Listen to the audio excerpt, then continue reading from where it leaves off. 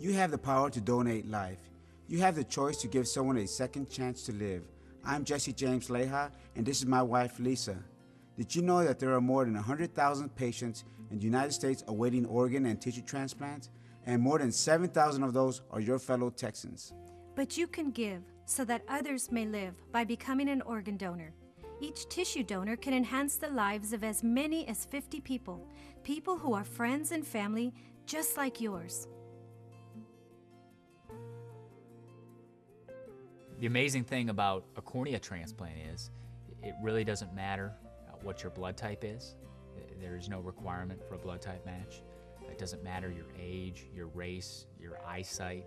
I mean, it truly is the gift of sight, and you can give it to anyone regardless of any of those factors. Once I went through the transplant process and received that gift from the donor, and also being encouraged and motivated by my fiance, and essentially having this gift, was able to translate that into becoming more and more outgoing and upbeat again. And I just know the gift that I've been given, the gift of sight. It's incredible. The gift of sight cannot be measured. Most people can become a cornea donor. Even people with poor eyesight or previous eye surgery can become donors. Tissue can be used to replace bone or tendons to help improve strength and mobility. Skin grafts help burn patients heal. And despite your medical condition, you may still be able to donate vital organs: heart, kidneys, pancreas, lungs, liver, and intestines. However, time is critical for transplant patients as the waiting list rises each day. Every 13 minutes, a new name is added to the National Transplant Waiting List. With fewer donors, 17 people die waiting for a life-saving organ transplant every day.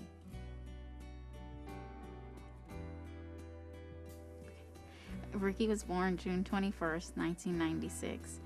When he was about 3 weeks old, I noticed that he was crying a lot. All of a sudden, he stopped, and I was handing him to the nurse, and he had turned purple. He had stopped breathing. And the paramedics came in, and they took him to the emergency room, and we were at the hospital. We were there for about 4 to 6 hours when the doctor came out and said, your son has a heart condition. When we arrived at the hospital, the doctors did all the exams they had to do, and that same day, they listed him as a transplant, that he needed the transplant, and he was listed at the top of the list because he was so sick, and he really needed to have the transplant. Right as soon as they let us in after he was transplanted, his cheeks were red, his toes were red. It was awesome because he looked like a totally new baby, like a different child, and we were so overwhelmed. We were enjoying him because we had our son. We had him with us, and every day was special. After 8 years of doing everything, and being as normal a kid as he could be, he started to get sick again. So we took him back to the doctor, and the doctor had to check him up again, do lab work, do routine exams, and then he had to tell us that Ricky needed to get another transplant. Before my second transplant, I used to play baseball. I used to go to school a lot, and I would usually be a normal kid. We had already been through it, so we knew what giving a second chance at life is, and we knew he had another chance at it, so we were excited about that. Yeah, I'm glad now that I have my heart now, because all the stuff I couldn't do, I could do now. I'm in Cub Scouts. I finally get to go camping at the first time, fishing, all that stuff that I couldn't do before. Just because somebody decided to say yes to donate their heart to my son, you have him here today again. Minorities should be especially concerned about the lack of organ donors. There are nearly 6,000 minorities in Texas waiting for an organ transplant. Studies have shown that many minority groups are more likely than Caucasians to suffer chronic conditions that infect the kidneys, pancreas, and liver.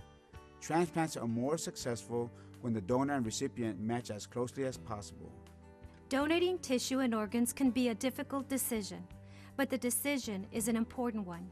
It is an opportunity for you to save a life.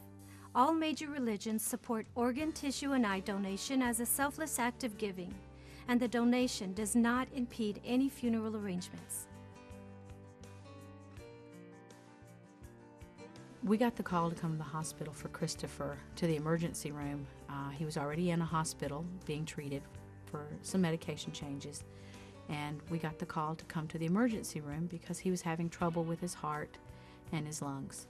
So they rushed him into trauma and told us that they were calling the neurosurgeon and that they were going to be doing some more testing, and we would possibly be doing surgery that evening or that morning. And about an hour later, they came to us and told us that he was brain dead. And when they kept telling me that there was nothing else we could do, that's when my personal philosophy in life, even though we had never discussed organ donation, my personal philosophy was to go ahead and let other families have parts of my son to help them live. The organ donation team are extremely sensitive to the family by allowing us to come and go throughout the day to visit him in the ICU unit as they were running the test. They were so respectful of our wishes to come when we needed to. About a month after the donation, when your grieving process is sort of hitting full force, we received a letter in the mail and a package. The letter was from the organ bank telling us what organs were actually taken and used and who they had basically went to. While they didn't list any specific names, they told us that, a mother had received his lungs, a grandfather had received his kidneys, and that 2 people had sight from his eyes. That letter, along with the medals that came along with that, was just such a comfort to know that a decision we made 30 days ago was now truly being reaped in other people's lives. They were actually benefiting from my son's donation. If you decide to become a tissue and organ donor, talk to your family. The Glenda Dawson Donate Life Text Registry is the official state organ, tissue, and eye donor registry. Registering to become a donor helps ensure your wishes will be carried out after you die. But remember, the next of kin will make that decision at the time of death. So be sure to talk to your family and help them understand to carry out your wishes. My husband, Ben, was a Christian man. He was very encouraging to all those that he came in contact with. He loved people. If he met you once, you could see him 20 years later. He would remember you. He would remember your name and where he saw you. He was just a great lover of people.